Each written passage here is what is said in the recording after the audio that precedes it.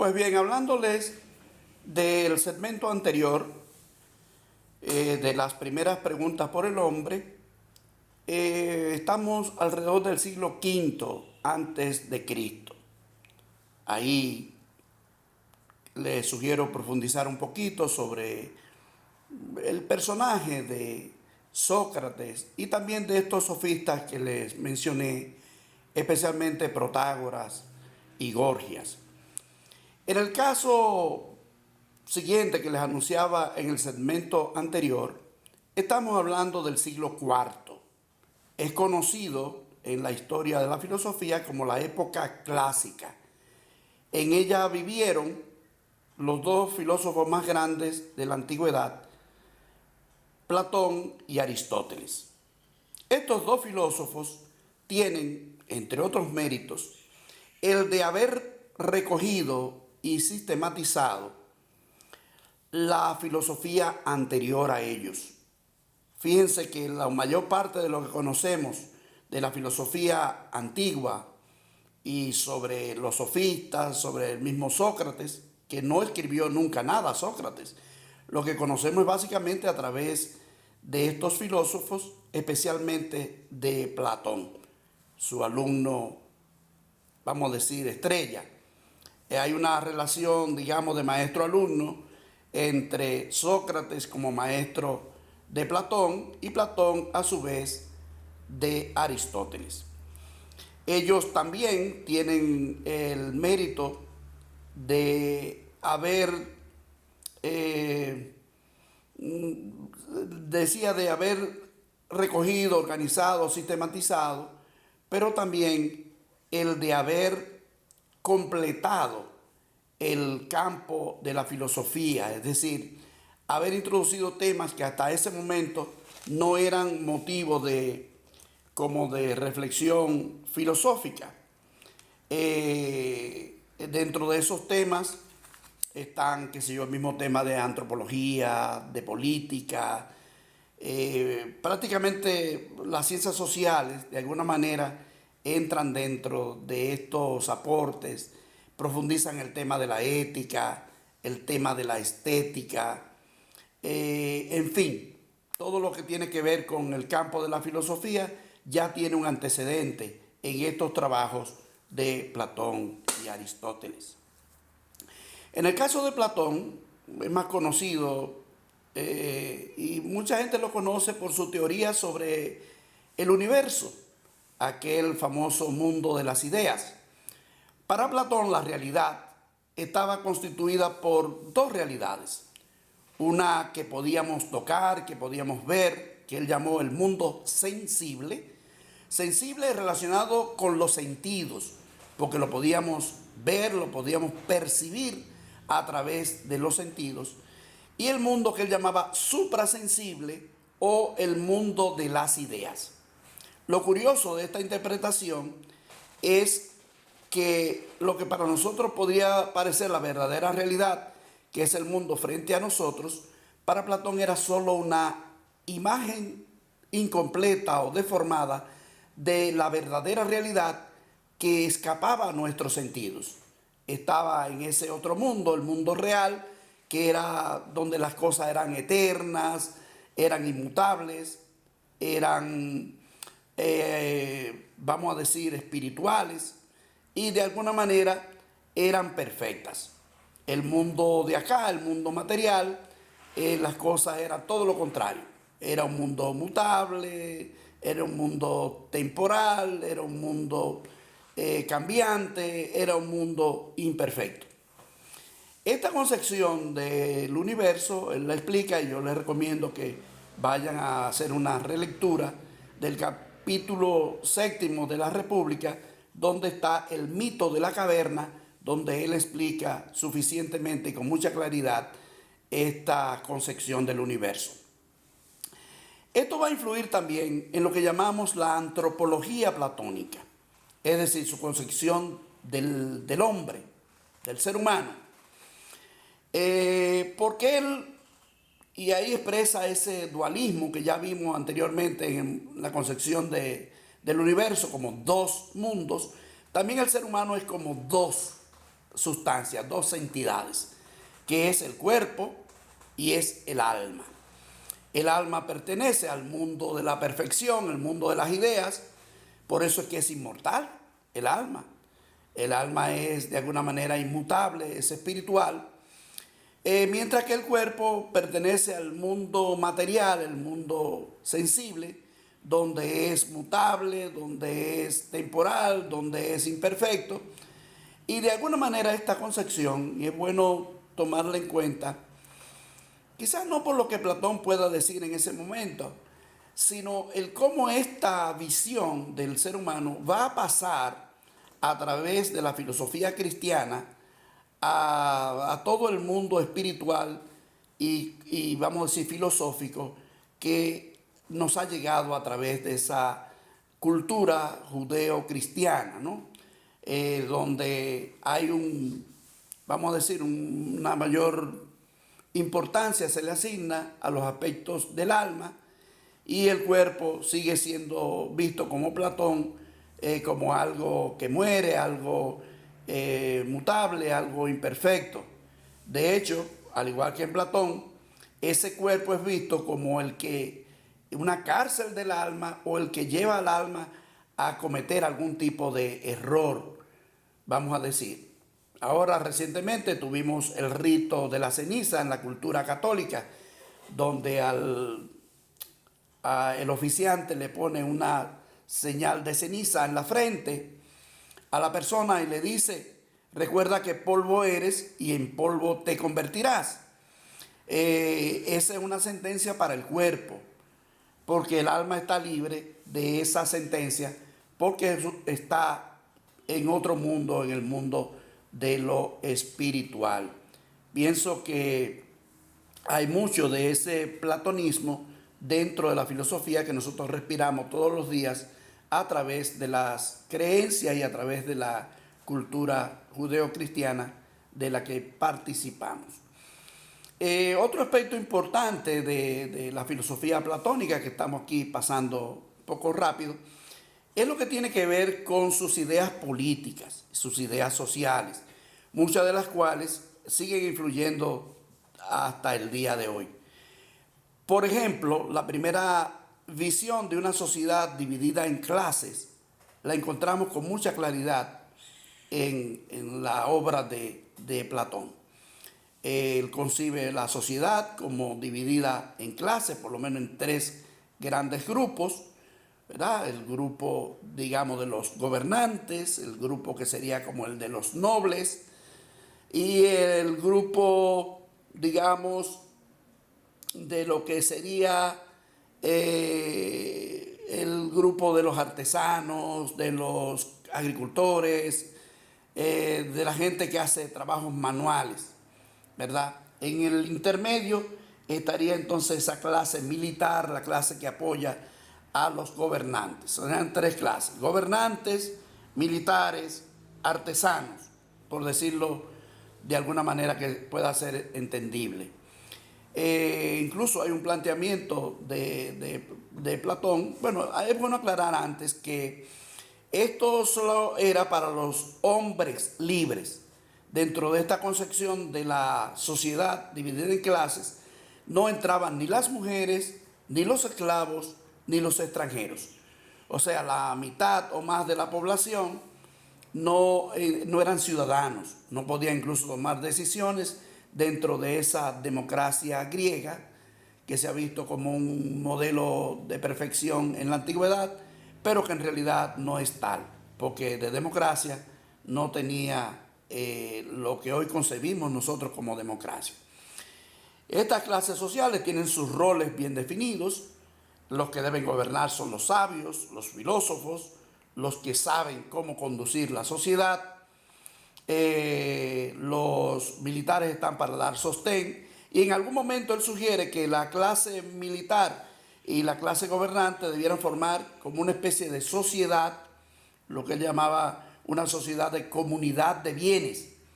Esa comunidad de bienes, para asegurar la conducción del mundo social, implicaba incluso la comunidad de mujeres, la comunidad de hijos, y sería como una especie, digamos, de lo que hoy podríamos llamar una especie de élite, ¿no? Eh,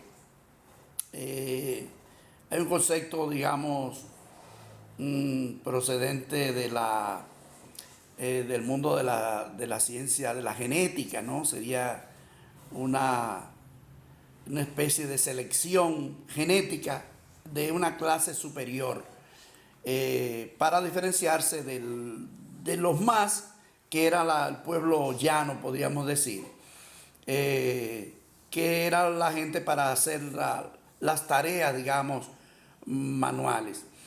Por cierto que cada uno de estos grupos tenía un alma que él llamaba un alma distinta, ¿no? El alma racional, situada en la cabeza para los gobernantes, el alma, digamos, irascible o del valor, situada en el pecho para los militares, y el alma concupiscible, o el alma, digamos, de las bajas pasiones, de los instintos, que esa es la que tiene la clase baja, vamos a decir, que está en el estómago. Cuando alguien dice por ahí, se piensa con el estómago, realmente está utilizando un viejísimo prejuicio platónico de pensar que aquellos que tienen menos formación racional o intelectual no piensan con la cabeza, sino con el estómago. O cuando alguien dice a alguien señalando la 100 como alguien que tiene muchas ideas, lo que está utilizando también ese concepto viejo platónico de que el alma racional está justamente en la cabeza. Son las ideas así, digamos, principales que quiero que tomen en cuenta en esta visión de Platón. En el caso de Aristóteles, que guardó una relación de mucha cercanía con Platón hasta el momento en que esa relación se rompió. Dicen que se rompió a causa de la concepción dualista de Platón sobre el universo, porque para Aristóteles la verdadera realidad sí era el mundo material, el mundo sensible, el mundo que podíamos percibir a través de los sentidos. Y las ideas las veía como una derivación de ese mundo material. Era todo lo inverso a Platón. Para Platón, las ideas producían las cosas. Para Aristóteles, las cosas producen las ideas. Y ahí comenzó, digamos, esa separación. En algún momento alguien le echó en cara a Aristóteles la enemistad con su maestro y él respondió con esta frase: soy amigo de Platón, pero soy aún más amigo de la verdad. O sea, estaba admitiendo que su separación era por un asunto más bien de tipo conceptual, aunque no tenía nada personal contra él. Aristóteles tiene una visión también un poco distinta sobre aspectos, digamos, de ética, sobre la misma concepción de política, y trabajó mucho más aspectos, digamos, del funcionamiento del conocimiento, de la razón, a través de su modelo, digamos, lógico. El Organón, que es una de sus obras, digamos, más conocidas, pues está dedicada a todo este mundo, digamos, del uso de la razón como instrumento para conocer y para organizar esos conocimientos. Por ejemplo, uno de los temas que es importante a la hora de ver a casos de Aristóteles es su idea o su concepción de las causas. Él decía que, primero decía que todo lo que existía por una causa. Nos está diciendo que el mundo a nuestro alrededor no es un mundo que ha resultado del azar o ha resultado de forma caprichosa sino que hay toda una lógica, hay una conexión entre los fenómenos. Y esa es otra de las grandes verdades que hoy, sin que lo sepamos, utilizamos de manera muy natural en nuestro sistema de pensamiento. Cuando vemos un fenómeno, aunque no nos lo preguntemos conscientemente, sabemos que detrás de ese fenómeno hay alguno que lo ha producido. Cuando surgió este tema del coronavirus, los científicos inmediatamente, ¿qué comenzaron a hacer? A buscar el agente patógeno que lo estaba produciendo. Hasta que descubrieron este COVID-19, su estructura, vieron cómo se relacionaba con otros virus también del mismo tipo, e incluso al día de hoy podemos decir que el ADN de este virus ya ha sido decodificado y se está trabajando, gracias a eso, en la vacuna que lo prevenga. Porque hay ese tipo de, inmediatamente cuando surge un fenómeno, aunque sea nuevo, sabemos que algo lo ha producido. De ahí que tiene sentido esta frase de Aristóteles. Hoy puede resultar como una tautología, como algo que es muy sabido, pero para el inicio del desarrollo del pensamiento jugó un rol muy importante. Todo cuanto ocurre, ocurre por una causa. Sin embargo, él fue un poco más allá con este tema de las causas y distinguió 4 causas fundamentales en cualquier fenómeno que podemos ver. Lo que él llamó la causa material, es decir, todo lo que existe, este lapicero por ejemplo,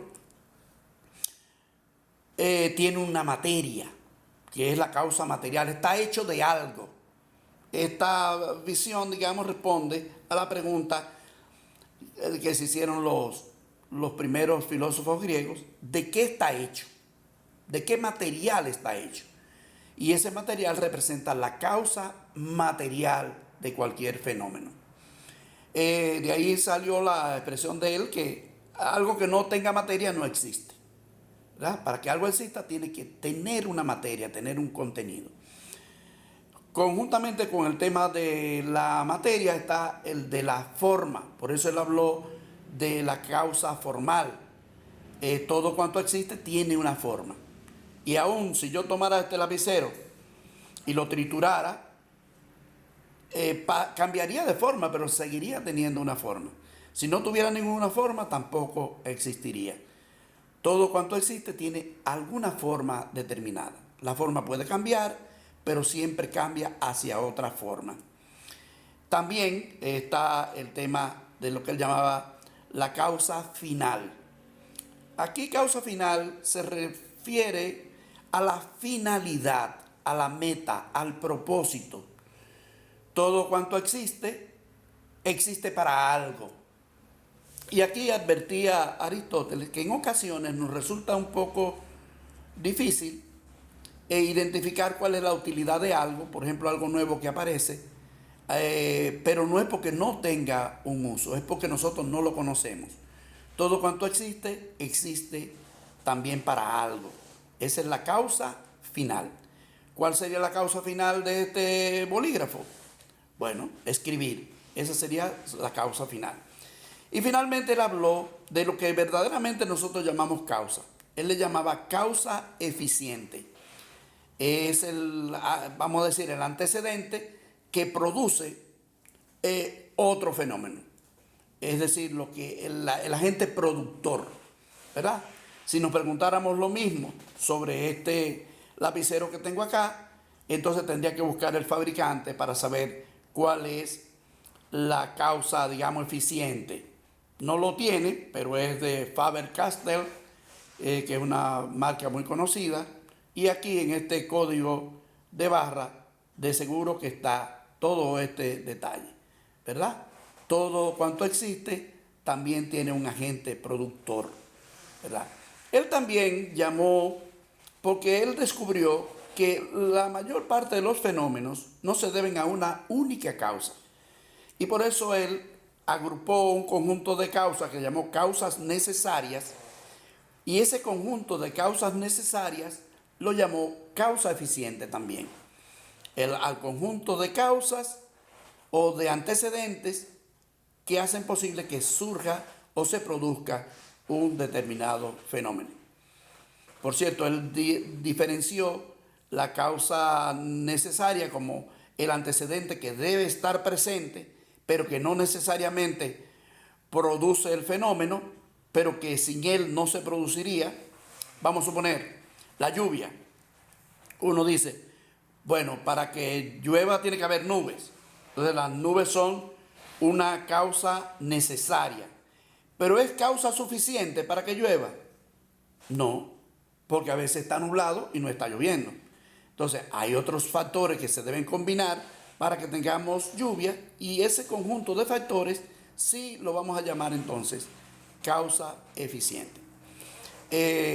Aristóteles es un gran filósofo que uno quisiera tener más tiempo para poder desarrollar, pero hasta ahora les dejo con esta reflexión, invitándoles también, al igual que hicimos con el caso de Sócrates y los sofistas, para que ustedes profundicen un poco más sobre estos filósofos que pueden encontrar tanto en nuestra página web josetavares.net, como también en internet, cualquier página con nombres tan conocidos como Platón y Aristóteles. Ustedes pueden profundizar sobre estos diversos aspectos que ya les comenté en clase. El aspecto de su antropología, el aspecto de su cosmología, su visión política, su visión ética, que son importantes a la hora de reflexionar sobre estos filósofos. Nos vemos en el segmento próximo. Gracias.